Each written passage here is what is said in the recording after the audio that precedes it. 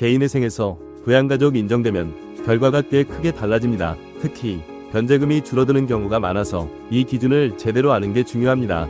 이 부분 하나로 매달 납부해야 하는 금액이 수십만원 이상 차이 나는 경우도 있기 때문에 생각보다 영향이 큽니다. 오늘은 부양가족 인정 기준을 쉽고 정확하게 설명드리겠습니다. 먼저 많이들 착각하는 부분이 있습니다. 같이 살고 있으면 무조건 부양가족으로 인정된다, 이렇게 생각하시는 분들이 많습니다. 하지만 법원은 그렇게 단순하게 보지 않습니다. 단순히 같이 거주하고 있는지보다 실제로 누가 생활을 책임지고 있는지, 이 부분을 더 중요하게 봅니다.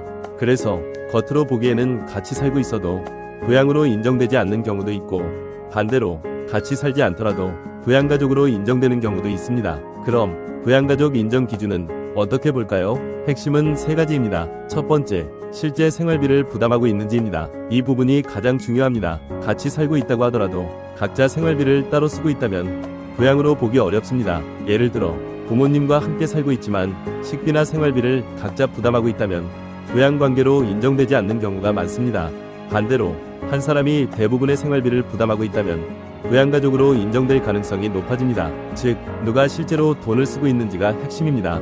그리고 이 부분은 통장 흐름으로 확인되는 경우가 많기 때문에 증빙 준비도 함께 중요합니다. 단순한 말로 설명하는 것보다 실제 계좌 내역이나 이체 기록이 훨씬 설득력 있게 작용하는 경우가 많습니다.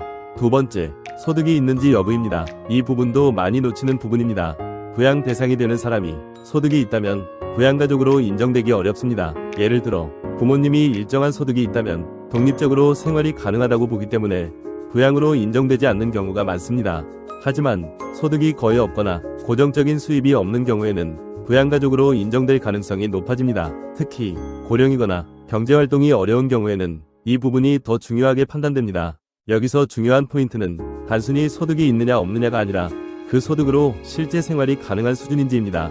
세 번째, 실제 생계 위존 관계입니다. 이 부분은 형식보다 실제 상황을 봅니다. 같이 살지 않더라도 생활비를 지속적으로 보내주고 있다면 부양으로 인정되는 경우도 있습니다. 예를 들어 따로 거주하고 있는 부모님께 매달 생활비를 보내고 있다면 이 역시 부양관계로 인정될 수 있습니다.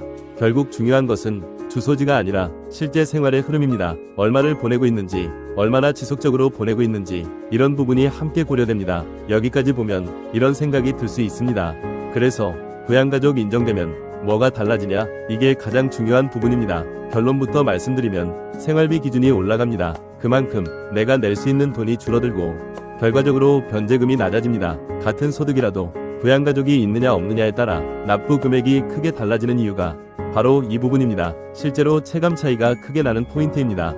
경우에 따라서는 월 변제금이 수십만원 이상 차이 나면서 전체 상환 금액이 크게 줄어드는 경우도 있습니다. 실제로 많이 나오는 사례를 말씀드리겠습니다. 처음에는 부양가족이 인정되지 않아서 변제금이 높게 책정된 경우가 있습니다. 하지만 자료를 보완하고 실제 생활비 부담 구조를 설명하면서 변제금이 크게 줄어든 사례도 많습니다.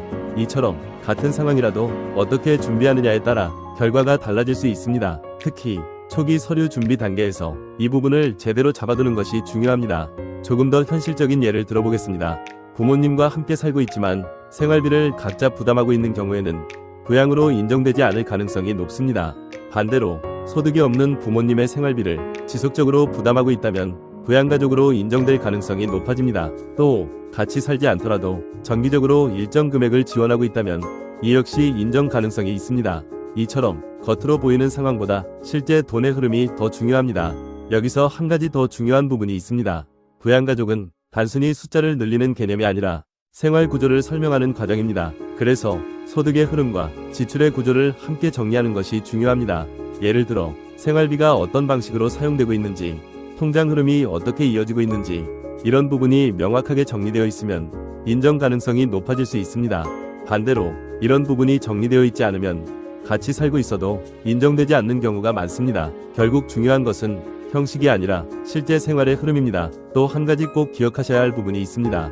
부양가족 인정 여부는 단순한 기준 하나로 결정되는 것이 아니라 전체 상황을 종합적으로 판단합니다. 그래서 조금만 준비가 부족해도 인정이 안 되는 경우가 있고, 반대로 구조를 잘 설명하면 인정되는 경우도 있습니다. 이 차이가 결과를 크게 바꿀 수 있습니다.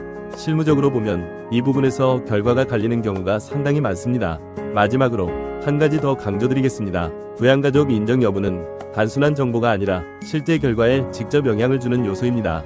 그래서 신청 전에 충분히 확인하고 준비하는 것이 중요합니다. 반대로 주의해야 할 부분도 있습니다. 부양가족을 무리하게 늘리거나 사실과 다르게 작성하는 경우입니다. 이렇게 되면 오히려 심사 과정에서 문제가 될 수 있습니다. 법원은 제출된 자료뿐만 아니라 전체적인 흐름을 함께 보기 때문에 억지로 맞추는 것은 위험합니다. 그래서 신청 전에 꼭 확인하셔야 합니다. 내가 실제로 생활비를 부담하고 있는지, 상대방의 소득은 어떤 상태인지, 그리고 실제 생계 의존 관계가 있는지, 이 세 가지는 반드시 체크하셔야 합니다. 가능하다면 통장 흐름이나 지출 내역도 함께 정리해두면 훨씬 도움이 됩니다. 정리해드리겠습니다. 부양가족은 단순히 같이 산다고 인정되는 것이 아니라 실제 부양 여부와 소득 구조를 함께 봅니다. 그리고 이 기준에 따라 변제금이 크게 달라집니다. 혹시 본인 상황에서 부양가족 인정 여부가 헷갈리신다면 댓글로 남겨주셔도 좋습니다. 상황에 따라 어떻게 준비해야 하는지 현실적인 기준으로 설명드리겠습니다. 다음 영상에서는 실제 사례를 기준으로 더 구체적으로 설명드리겠습니다. 개인회생 관련 정보 계속 보시려면 구독과 좋아요 눌러주시면 실제 기준과 사례 중심으로 계속 도움드리겠습니다. 감사합니다.